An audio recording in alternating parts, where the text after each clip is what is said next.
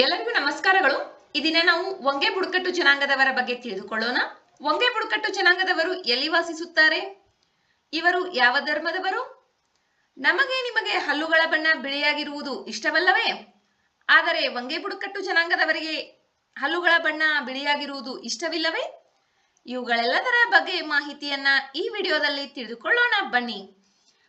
ವಂಗೆ ಬುಡಕಟ್ಟು ಜನಾಂಗದವರು ಭಾರತದ ಅತ್ಯಂತ ಪ್ರಾಚೀನ ಬುಡಕಟ್ಟು ಜನಾಂಗಗಳಲ್ಲಿ ಒಂದಾದ ಬುಡಕಟ್ಟು ಜನಾಂಗವಾಗಿದೆ. ಇವರು ನೆಗ್ರಿಟೋ ಜನಾಂಗಕ್ಕೆ ಸೇರಿದವರಾಗಿದ್ದು ಅರೆ ಅಲೆಮಾರಿ ಜೀವನವನ್ನ ನಡೆಸುತ್ತಾರೆ. ವಂಗೆ ಬುಡಕಟ್ಟು ಜನಾಂಗದವರು ಅಂಡಮಾನ್ ದ್ವೀಪ ಸಮೂಹದ ಅತ್ಯಂತ ದಕ್ಷಿಣದ ದ್ವೀಪವಾದ ಲಿಟಲ್ ಅಂಡಮಾನ್ ದ್ವೀಪದಲ್ಲಿ ವಾಸಿಸುತ್ತಾರೆ. ಲಿಟಲ್ ಅಂಡಮಾನ್ 10 ಡಿಗ್ರಿ ಚಾನಲ್ ಮೇಲ್ಗಡೆ ಇದೆ. ಅಂಡಮಾನ್ ನಿಕೋಬಾರ್ ಇಲ್ಲಿದೆ. ಇದನ್ನ ಎನ್ಹಾನ್ಸ್ ಮಾಡಿ ಇಲ್ಲಿ ತೋರಿಸಲಾಗಿದೆ. ಇವಾಗ ವಂಗೆ ಬುಡಕಟ್ಟು ಜನಾಂಗದವರು ಏಕೆ ಸುದ್ದಿಯಲ್ಲಿದ್ದಾರೆ?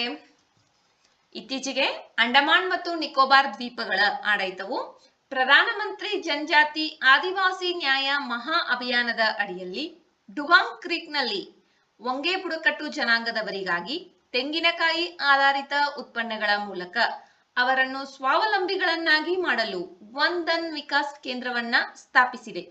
ಆದ್ದರಿಂದ ವಂಗೆ ಬುಡಕಟ್ಟು ಜನಾಂಗ ಸುದ್ದಿಯಲ್ಲಿದೆ. ವಂಗೆ ಬುಡಕಟ್ಟು ಜನಾಂಗದವರು ಅರೆ ಅಲೆಮಾರಿ ಬುಡಕಟ್ಟು ಜನಾಂಗದವರಾಗಿದ್ದಾರೆ. ಇವರು ಪ್ರಕೃತಿ ಒದಗಿಸುವ ಆಹಾರದ ಮೇಲೆ ಸಂಪೂರ್ಣವಾಗಿ ಅವಲಂಬಿತರಾಗಿದ್ದಾರೆ. ಇವರು ಆಚರಿಸುವ ಧರ್ಮ ಆನಿಮಿಸಂ. ಇವರು ಧಾರ್ಮಿಕ ಪೂಜೆ ಅಥವಾ ಯಾವುದೇ ರೀತಿಯ ಪ್ರಾಯಶ್ಚಿತವನ್ನ ಆಚರಿಸುವುದಿಲ್ಲ. ಅವರು ವಿವಿಧ ವರ್ಗಗಳ ಆತ್ಮಗಳಲ್ಲಿ ನಂಬಿಕೆ ಇಡುತ್ತಾರೆ. ಮರದ ಆತ್ಮಗಳು, ಸಮುದ್ರ, ರೋಗ, ಬಿರುಗಾಳಿ ಮತ್ತು ಪೂರ್ವಜರು ಈ ರೀತಿಯ ವರ್ಗಗಳ ಆತ್ಮಗಳಲ್ಲಿ ನಂಬಿಕೆಯನ್ನ ಇಡುತ್ತಾರೆ. ಏನಿದು ಆನಿಮಿಸಂ? ಅದರ ಬಗ್ಗೆ ಒಂದಿಷ್ಟು ಮಾಹಿತಿಯನ್ನ ತಿಳಿದುಕೊಳ್ಳೋಣ. ಅನಿಮಾ ಎಂದರೆ ಉಸಿರು, ಆತ್ಮ, ಜೀವನ. ಆನಿಮಿಸಂ ವಸ್ತುಗಳು, ಸ್ಥಳಗಳು ಮತ್ತು ಜೀವಿಗಳು ಎಲ್ಲವೂ ವಿಶಿಷ್ಟವಾದ ಆಧ್ಯಾತ್ಮಿಕ ಸಾರವನ್ನ ಹೊಂದಿವೆ ಎಂಬ ನಂಬಿಕೆಯಾಗಿದೆ. ಆನಿಮಿಸಂ ಎಲ್ಲವನ್ನೂ ಗ್ರಹಿಸುತ್ತದೆ. ಪ್ರಾಣಿಗಳು, ಸಸ್ಯಗಳು, ಬಂಡೆಗಳು, ನದಿಗಳು, ಹವಾಮಾನ ವ್ಯವಸ್ಥೆಗಳು, ಮಾನವ ಕೈಕೆಲಸ ಮತ್ತು ಕೆಲವು ಸಂದರ್ಭಗಳಲ್ಲಿ ಪದಗಳು.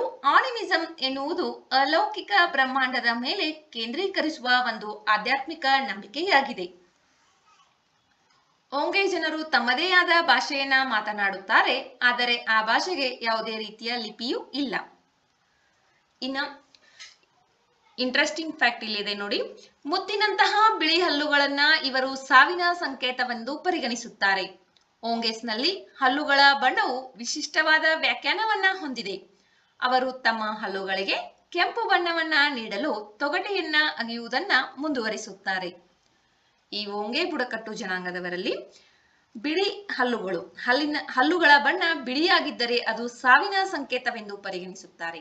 ಆ ಹಲ್ಲುಗಳ ಬಣ್ಣವನ್ನ ಕೆಂಪು ಬಣ್ಣಕ್ಕೆ ತಿರುಗಿಸಲು ತೊಗಟೆಯನ್ನ ಅಗೆಯುತ್ತಾರೆ. ಅವರು ತಮ್ಮ ದೇಹ ಮತ್ತು ಮುಖಗಳನ್ನ ಬಿಳಿ ಮತ್ತು ಓಚರ್ ಜೇಡಿ ಮಣ್ಣಿನಿಂದ ಅಲಂಕರಿಸುತ್ತಾರೆ. ವಿಶೇಷ ಸಂದರ್ಭಗಳಲ್ಲಿ ಅವರು ದೇಹದ ಅಲಂಕಾರಕ್ಕೆ ಹೆಚ್ಚಿನ ಒತ್ತು ನೀಡುತ್ತಾರೆ.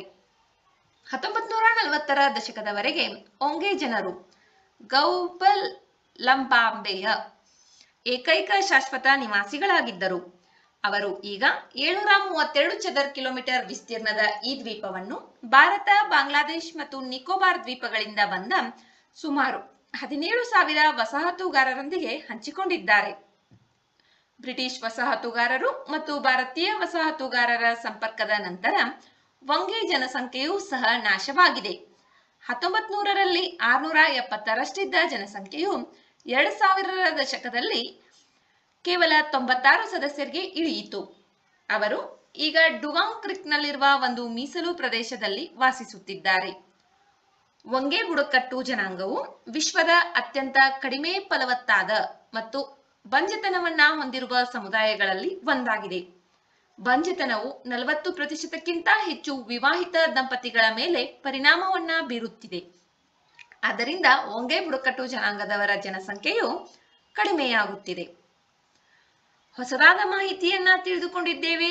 ವಿಡಿಯೋದಲ್ಲಿರುವ ಮಾಹಿತಿ ಉಪಯುಕ್ತವೆನಿಸಿದೆ ಎನಿಸಿದರೆ ವಿಡಿಯೋಗೆ ಒಂದು ಲೈಕ್ ಮಾಡಿ. ಮತ್ತಷ್ಟು ಮಾಹಿತಿಗಾಗಿ ನಮ್ಮ ಚಾನೆಲ್ನಲ್ಲಿರುವ ವಿಡಿಯೋಗಳನ್ನ ವೀಕ್ಷಿಸಿ. ಮುಂಬರುವ ವಿಡಿಯೋಗಳು ಮತ್ತು ಮಾಹಿತಿಗಾಗಿ ನಮ್ಮ ಚಾನೆಲ್ ಅನ್ನ ಸಬ್ಸ್ಕ್ರೈಬ್ ಮಾಡಿಕೊಳ್ಳಿ. ನಿಮ್ಮ ಸ್ನೇಹಿತರೊಂದಿಗೆ ಹಂಚಿಕೊಳ್ಳಿ. ನಿಮ್ಮ ಅಮೂಲ್ಯವಾದ ಸಮಯವನ್ನ ನೀಡಿ ವಿಡಿಯೋವನ್ನ ವೀಕ್ಷಿಸಿದ್ದಕ್ಕಾಗಿ ಧನ್ಯವಾದಗಳು.